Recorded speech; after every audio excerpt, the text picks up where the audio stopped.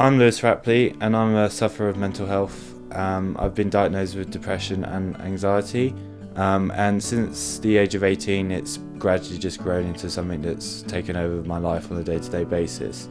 I feel it's a blanket that is metaphorically covering me, and as I become more anxious and I feel more suffocated.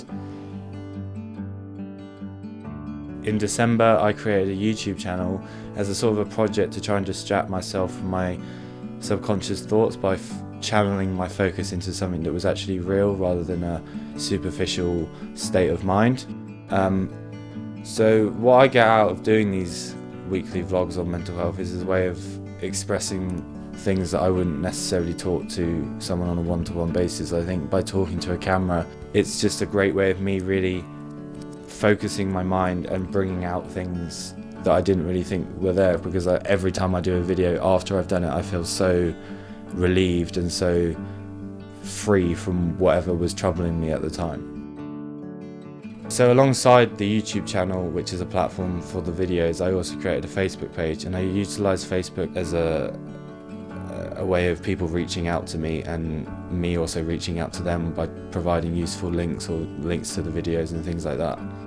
Since the creation of the Facebook page, I've had a numerous amount of responses, and they mainly consist of my age group and even people younger and older. So primarily the audience that I've targeted and kind of received most feedback from is university students, and I think that is an alarming statistic in itself, knowing that so many people at university suffer with these things, because to know that these environments and these communities of students have people that are suffering and don't have any way of really dealing with it, I think that's quite an alarming thing to know. So in the summer of 2015, the month of June, I attempted to commit suicide by jumping in front of a train.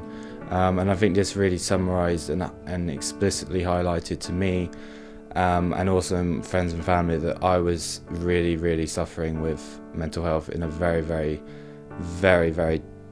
bad way. I think attempted suicide is probably one step before obviously ending your life, and whilst I didn't end my life, it's something that a lot of people do. Some people get to that stage where they can't physically take it anymore and they would rather die than to live with the sort of thoughts and emotions that they go through on a day-to-day basis. Alongside the attempted suicide, which I've only tried once, I've obviously self-harmed twice, and one was quite explicitly I cut open quite a lot of my face.